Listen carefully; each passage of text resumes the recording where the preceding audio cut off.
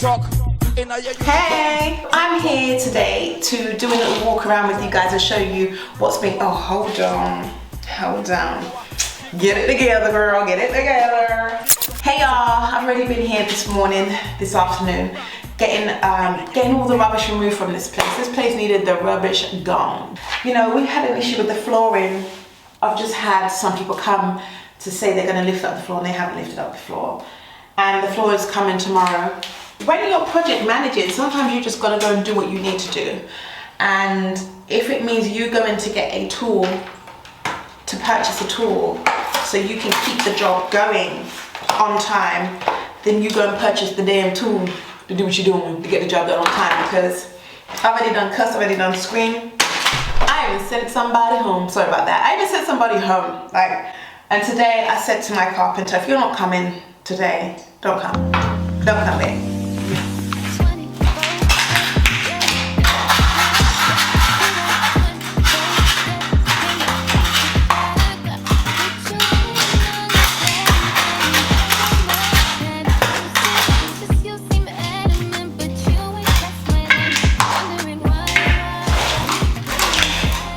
This was not part of the plan. Today I was supposed to be checking progress, maybe taking a few calls, definitely not scraping this floor clean. But then when builders don't show up and you've got flooring to be laid tomorrow, you roll up your sleeves and get it done.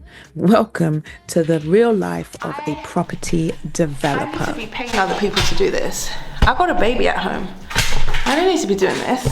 This is one of our current BRR projects, a full renovation with a tight timeline and a tighter budget. We're on the flooring stage and the plan, well, builders show up today, clear the debris. Oh, I feel like I'm making a dent in this thing. And prep the space. But today they removed the rubbish but didn't actually do the flooring. They said they'll go and come back, but they didn't come back. And then they called to say, hey, we're just sorting out this, we're buying a floor removal thing. And it just sounded expensive. And they already gave me a quote of $260 for the two men to do it for the day. And that's not including taking away the rubbish of this particular thing as well. So it just sounded like it was all going to add up on top of the machine hire. And I'm thinking, you know what? I'm not really liking the sound of this. So what do? Panic? No. You push everything back? No. Or do you step in and make it happen? And I chose to do the third option. This thing, yo, this thing is a workout. It's a proper workout. And I actually wanted to go to the gym today. So God said, okay, ask and I shall provide. I'm sweating. How long have we been doing it for? 10 minutes so far. So I think it might take me 2 hours, say 2 hours. I might call the flooring guy now and just tell him don't even worry about it. I've sorted it out. Because you're on a long thing. You're on a long thing, bro. Clearing the floor before laying new flooring isn't just tidying up, it's about prepping the surface for the next trade. Uneven surfaces equal flooring issues later.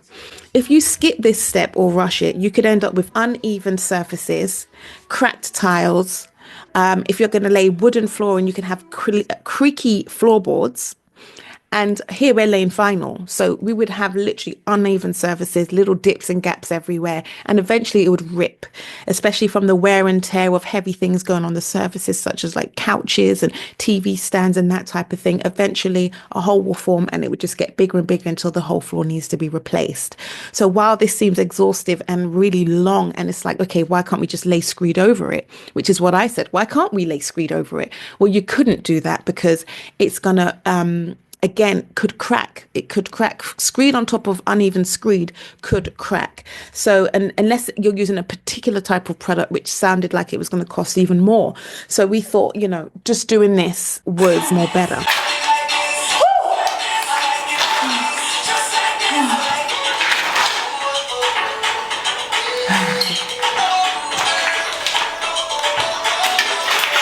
And you're hitting and hitting and hitting, and you're only lifting up like inches at a time. And I've put this on forward by 20. I wasn't planning on being the site labourer today, but here we are. And honestly, there's something very satisfying about getting stuck in, well, at least for the first 30 minutes anyway. Here's the thing. Property development isn't just spreadsheets and viewing days, it's problem solving. It's jumping in when the team can't. It's making sure momentum doesn't stop. And if you manage anything, even your own life, but if you manage anything in your career, in your work, that's the type of thing you'll be doing as a manager. The manager usually steps in, and that's why they get paid more.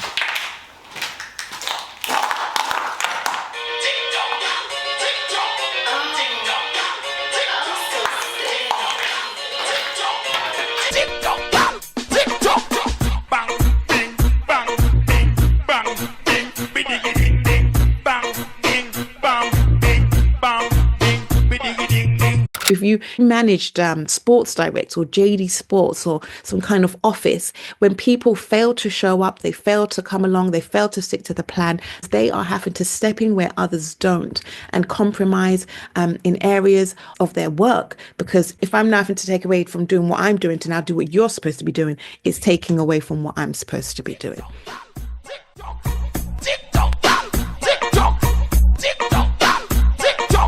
In a your uniform, tick-tock. In a your uniform, tick-tock. In a your uniform, tick-tock. In a your uniform, tick-tock. On the roof you are, tick-tock. On the roof you are, tick-tock. On the roof you are, tick-tock. Up say bang, bing, bang, bing, bang, bing, bing. What's the point of working and not having fun at the same time? Let me tell you, I'm getting it, honey. Girl, you are the one. Sit down for this, sit down for this, sit down for the jockey. Sit down for this, sit down for this, sit down for the jockey. All your body good and me want to touch you. All your body good and that's why me love you. Sit down for this, sit down for this, sit down for the jockey. Sit down, sit down, sit down, sit down for this, sit down for the jockey. Back it up with me tip on your tar. Sexy me love that tick for me slaw. Wind up your hip, ride rhythm for me slaw. Pretty body mommy pose, 666 that me know. Every delay costs money. Even one day can knock your whole schedule off. If the floor wasn't ready by tomorrow, I'd lose the flooring contractor slot, delay the next trade, and potentially push the refinance back by weeks. So time is money in BRR projects. These are the kind of moments that separate passive landlords from proactive developers. And if you're working with investors, this is what gives them confidence. You'll protect the timeline, the budget, and the outcome. But I will say, even if you go over the timeline, you go over the budget, then the next best thing is communication and keeping everyone up to date on what's going on. Vital, absolutely vital. And if you ever find yourself doing this, here are 3 quick tips. Number 1, use a stiff scraper to get up all of this stuff, the underlay. I mean, these tiles were stuck to the screed, and then the screed was stuck to the floor, and some of it is just coming up easily and the rest of it is stuck, right? That thing was not going nowhere. So you really, really need to use a good, strong tool. The second tip, bag as you go, not at the end. It keeps your workspace clear. I actually bagged at the end because I just don't like stopping. I'm someone who doesn't like stopping, but I do find that it's more easier on the feet. You get better grip and you can just go in hard. So I'm going to use this as scoop. It's really good. It scoops really well. And I'm going to scoop stuff into these bags, and then everything's going to be bagged up nice and easy.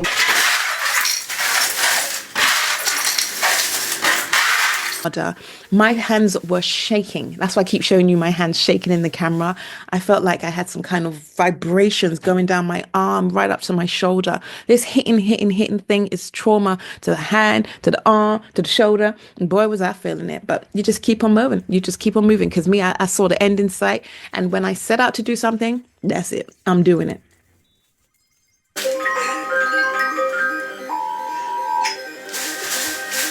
The last tip is inspect for damage while you clean. If you spot potential floor dips or damp patches early, then you'll be able to get on top of that and treat anywhere that needs treating. Fortunately, we had none of that. But if we had seen any damp or any moisture or any form of other things that may jeopardize how well this floor could be laid, then that would be something I highlight quickly and sort out. And this isn't a last tip, but always have a small stash of builder's gloves and bags in your boot.